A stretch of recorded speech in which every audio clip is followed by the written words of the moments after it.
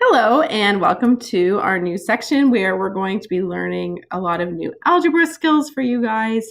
And we're starting off with multiplying polynomials. So this is going to be something that is similar but different than what you've done in the past. We're going to be actually expanding brackets that look like this. So you've used the distributive property before, but you haven't used it with a pair of binomials. Okay, so before you've done things like this, so you might have an x times x plus 5, which would give you x squared plus 5x. Or you've done 3 times 2x minus 1, and that gives you 6x minus 3. So that's the distributive property. But how do you multiply an x plus 3 times an x minus 4? That's what we're learning today. So we know how to create the factored form of a quadratic relation and the vertex form. However, many quadratics, in fact, the most common is standard form, which is ax squared plus bx plus c. So we need to know how to go from one of these two forms into standard form. So to do that, we need to expand the equation using the distributive property. Okay, and it's something called the FOIL method, which I will explain, and then you simplify by collecting like terms. Okay, so to expand two polynomials, everything is multiplied by everything else and then added together with like terms. So by everything and everything, the first two things are this first term is multiplied by this first term. Okay, so that gives you A times C. Then this outside term, or the first term, is multiplied by this outside term. So you get A times D. Then the inside terms are multiplied together. So B times C. And finally, need another color here, purple. The last terms are multiplied together. So in that case, it's B times D. All right, and then if there are like terms, you can collect them. So why is this called FOIL? Well, these are the first two terms. These are the outside. These are the two insides, and these are the lasts. So that is FOIL, the FOIL method. Okay, so let's apply it to this example. So the first we do the firsts. So x times x is x squared. All right, then we do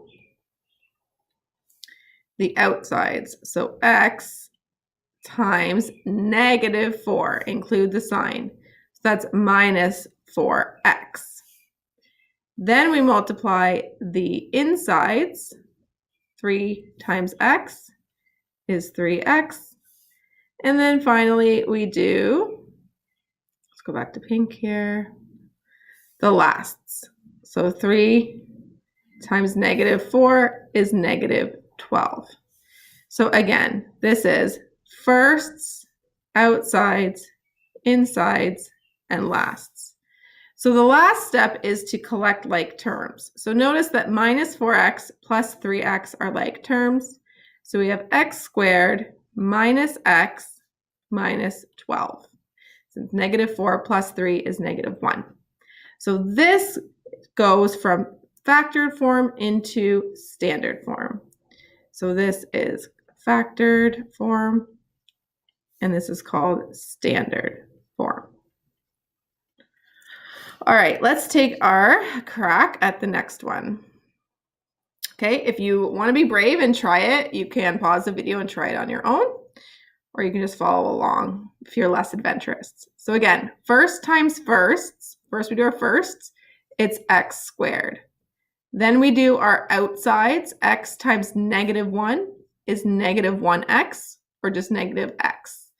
Then we do our insides. -2 times x minus 2x. And then our lasts. Be careful here. -2 times -1 is +1. Then to fully simplify, we collect like terms to get x squared minus 3x plus 1. Here, what we have that's different is that there's a coefficient in front of the x to be mindful of. So here, our firsts are 2x times x, which is 2x squared. Our outsides is 2x times 4, which is 8x. Our insides are 3 times x, which is 3x.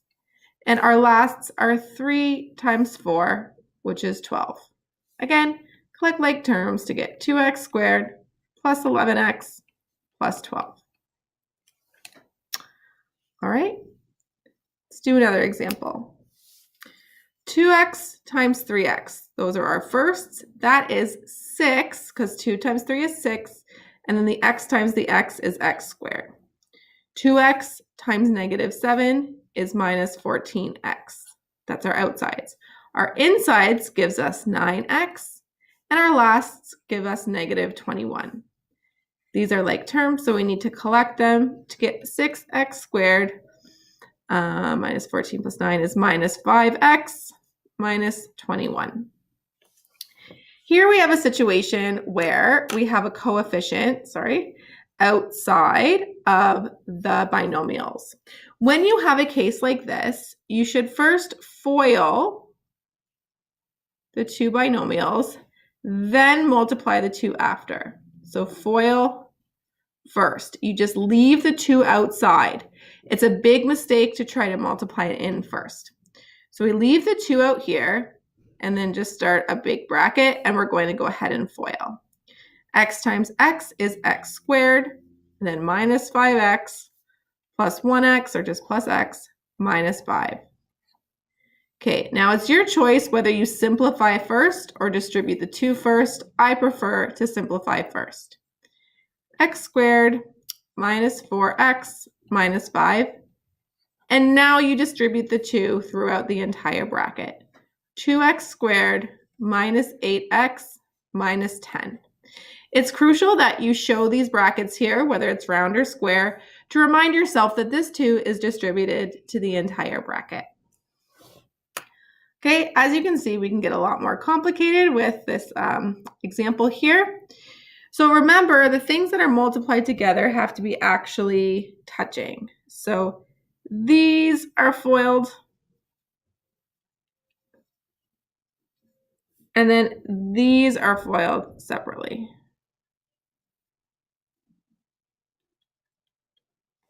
All right, so again, the 2 just stays out there. We won't deal with it yet, but we'll do the FOILing in here. So x squared minus 3x plus 7x minus 21. End your bracket because that FOIL is done. Then write the subtraction and start a new bracket. Everything that is FOILed here will be subtracted. So that subtraction will need to be distributed through the bracket. So 4x times 2x is 8x squared, then minus 4x plus 6x minus 3. Our next step is to collect like terms within each bracket.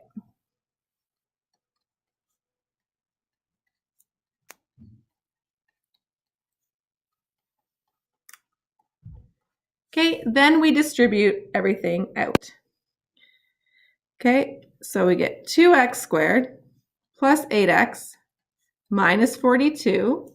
Now distribute the negative. Minus 8x squared minus 2x plus 3. This negative is distributed throughout. So now we collect like terms. Negative 6x squared plus 6x minus 39. Let's do a word example to see how this can actually be used. So in this case, we have a square field measured x by x. So our original field is just this. It's x times x, so its area is x squared. We want, though, the length to increase by 5. So it is now x plus 5. And the width to increase by 3. So this is x plus 3. So our new area is going to be the length, which is now x plus 5, times the width, which is now x plus 3. So we want to expand and simplify the area so it's expressed in standard form. So again, I should put this up. So that means that we need to FOIL. Oops. So x times x, oh, I don't need the bracket there, sorry. So we get x squared plus 3x plus 5x plus 15, which simplifies to x squared plus 8x plus 15. If x represents 10 meters, find the increase in area between the original field and the new field. Now there's two ways that, well, there's probably more ways, but there's two ways that I can think of to solve this problem. One way is to simply find the area of the old field and compare it to the area of the new field and see how far apart they are. So before x is, we get 10 squared, which is 100 meters squared. Our new area, we sub it in here. So 10 squared plus 8 times 10 plus 15 is 100 plus 80 plus 15, so 195 meters squared. So we can write a nice sentence. Therefore, the new field is 95 square meters larger. Another way of doing this is that recognizing that the new field is just 8x plus 15 larger. Since the original was x squared and the new one is just x squared plus this other stuff, this is what the additional area is. So you can just sub 10 in there to get that it is 95 square meters larger and write a sentence. Either way of thinking through the problem is fine. So, can you FOIL properly? Can you identify when to use FOIL and understand the difference between factored and standard form? Thanks for watching, guys. I hope you learned lots.